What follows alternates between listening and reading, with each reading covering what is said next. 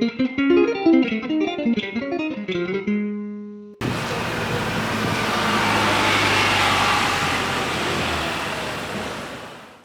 welcome back. Welcome to another Tales from the Workshop from Mr. Jones Watches. This week I wanted to share with you a watch that we've been working on that was designed for us by Carvalo-Monaghan. Go for it. Hi, my name's Edward Monaghan and I'm an illustrator. It's based on a watch that came out way back in 2015 that was called Edward's World, and this was a tiny edition of just 10 pieces. The reason it was an edition of just 10 pieces was that actually the cases and the movements were a sample for potentially a new version of the Everyday Special. The Everyday Special is the watch where you can specify certain words to be printed on the hands, and it's the only watch that we make that also features a date window. So unusually for us, this is a kind of pictorial sort of creative design that also features a date display. The original version of Edward's World, when it came out in 2015, was kind of state of the art for us. Like, it was a lot of colours layered up, and it was quite complicated printing, especially on the date wheel. Looking at it now, with 10 years distance, the printing is of a much lower quality than we would normally accept today. Like, if I zoom in on it, you can see quite clearly there's a certain amount of misregistration on some of the colours. There's also artefacts in the ink that we call wormholes, where there's just sort of little white areas that are not part of the design, and you can see kind of misregistrations all over the place, also on the date wheel. There's also a bit of what's called sparking on the print, which is when the ink kind of pulls up with the pad and leaves like a little wispy trail behind. At the time, this was really as good a quality as we could hope to achieve, and we were kind of proud of it, believe it or not. When we see the case back, you can see that this is not the regular Swiss mechanical movement that we use. This is actually a movement made by Miyota in Japan called the 90-15 movement. And one of the things we really like about it is it has a very flat rotor, which lends itself well to printing on. Edward Carvalo-Monaghan was also interested to play a little visual game, so he simulated a sort of area of broken glass on the case back as a kind of visual pun, to imagine the sort of worst thing that we could imagine happening to the watch. I'm having to show you like on-screen versions of this watch because it was an edition of just 10 pieces, and actually we don't have one in our collection. We have a pretty comprehensive collection of all of the watches we've ever released. For whatever reason, and generally I can't remember why we don't have one, we no longer have one of this version. I do have some components from it though. So this is like the glass and the dial just inside I fitted it to a bezel just so we can have a look at it. Yeah, it's one of the gaps in our collection, so if anyone has one that they're looking to sell, we might be interested in buying it just so we can complete our set. I have to say, there's a bit of a question in our mind whether this new design is a reissue of Edward's World that came out in 2015, or whether this is an entirely new design. One of the things that's challenging but also exciting about working with Edward Carvalo-Monaghan is that he will substantially change his designs over time, and particularly after a 10-year interval, the design has been very substantially revised. So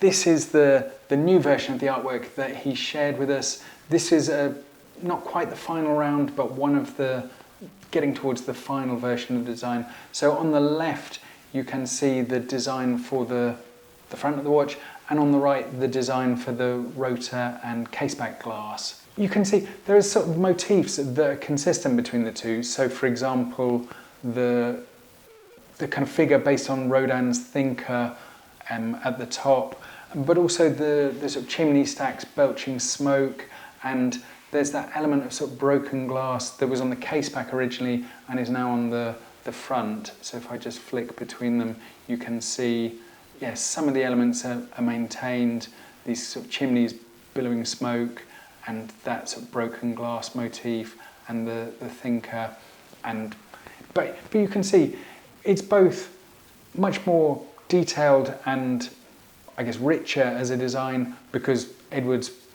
artwork has developed in that period, but also because our technical skills have developed, so we can now cope with printing this level of kind of complexity and detail. As is normal for us when we're working on a new design, we've done a monochrome sample as like one of the first things. This is really to get a sense of proportions and to make sure that everything is kind of lining up as we'd hope it would. The original monochrome sample has been disassembled, so again I've just got a glass and dial here to give a sort of feeling for it. When the dial is printed, if we're working on sort of different colour palettes and maybe wanting to be a bit experimental and try some different colours, the print technicians will print the dials up to a certain point and then leave them so that we can go back in and adjust and print like different sort of final colour palettes on them. So it's quite nice to see these sort of in development dials. There's also, you'll see there, one of the rotors. The rotors have quite a revised artwork compared to the one on the original design where it was the sort of the guy riding the chariot. Now it's just the sort of sun with the sort of figure at the top. But yeah, so first version that I've got. So this is like the first generation of sample that I've got that's still assembled together. On this, we've used the original handset from the 2015 version of Edward's World. I don't know if you're able to see, but the hour hand is just peaking out at about 3 o'clock. One of the issues we felt right away was that actually the handset is not very well adapted to this design. Like, it's easy for it to get lost. You can see the seconds hand running now that I've set it in motion. We thought also there's some issues at the top with how much of a gap there is between the top of the sort of soldier's head and the edge of the glass. Like, if you see in there, there's only a very tiny area where you're going to be able to view the hands passing through. One of the other watches that Edward designed for us is the Indefatigable Sphinx, and we thought it's nice to take across the handset from that.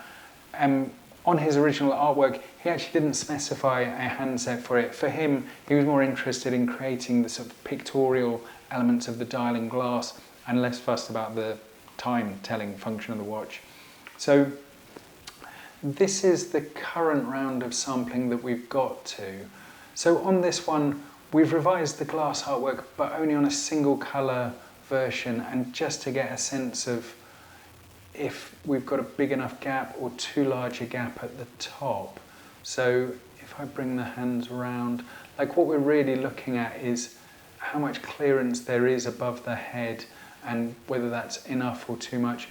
But you can see visually they're essentially the same handset as on Indefatigable Sphinx, albeit on Indefatigable Sphinx the blue and red hands are the minute and seconds hand respectively. Here they're hour and minute hand, and then we've retained the sort of white lightning bolt for the seconds hand because I thought that was quite a distinctive element of the original version, and as we needed 3 hands, it seemed nice to sort of retain it.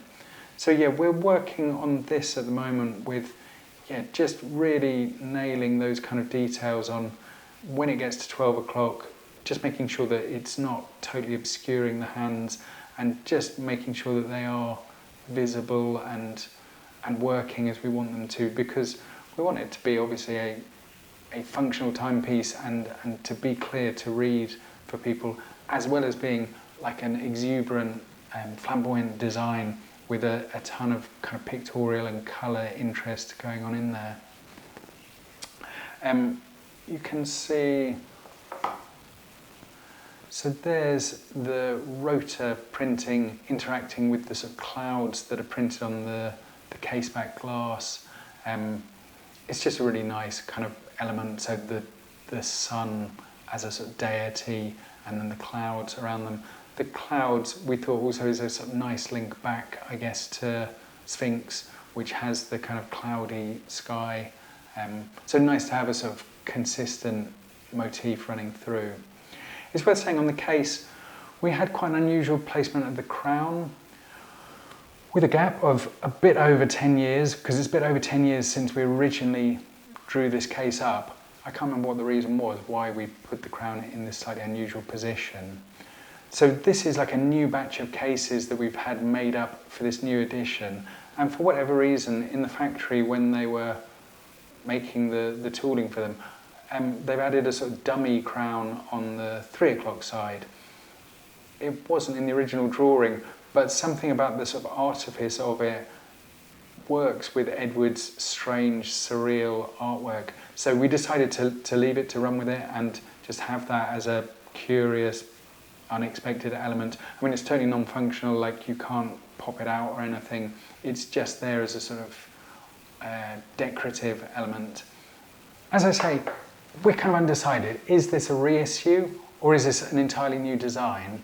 The implication of that is really whether it is released as a numbered edition or whether it's just released as a permanent collection model. We actually only have 50 cases and movements. We had about 50 movements left over from previous project that we wanted to use up. So it's kind of a question mark on... my feeling is that it's actually a new design. It's so far removed from the original one, and also the original design was only ever 10 pieces, that probably this will be released as a new design, but probably a limited edition of 50 pieces. So unlike our model that we moved to more, where we do a 24-hour release window and then make as many watches as we receive orders for, this one will revert back to the old model where there is a set number and that will be the total pieces. So yeah, we feel like we've got a few minor tweaks and revisions to make before it's ready for release. Our plan is to release this on Friday 18th of July, and as I say, we only have 50 pieces available whether they're numbered or not, so I thought it was worth giving people a heads up ahead of that point, just so the people who are interested in it do not miss out.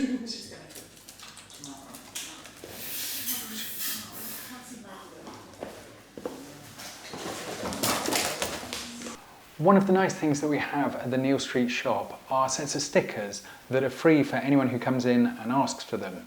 The shop team, particularly Chloe and Tina, have worked up a new set of designs for the summer. And I think one of the things that I really like about them is that they're a sort of extension of our visual language and taken in a kind of different direction.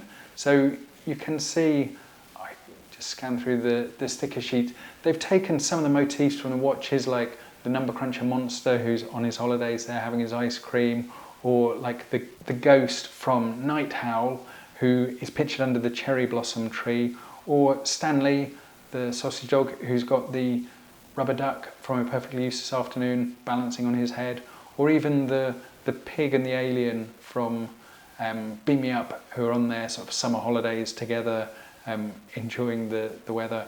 So I just wanted to share them with you and just say, anyone who's in London and coming past the shop, if you pop in and ask for a set of the stickers, they'll be super happy to give them to you.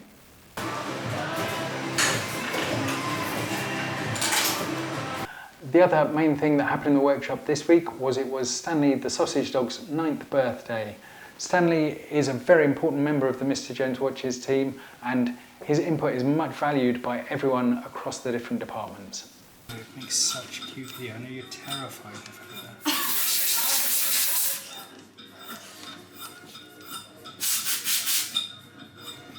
I really want to sniff. Yeah, not that. Okay, that's all for this week. As always, I hope it was interesting, and I look forward to reading your thoughts in the comments below, and I'll see you next week.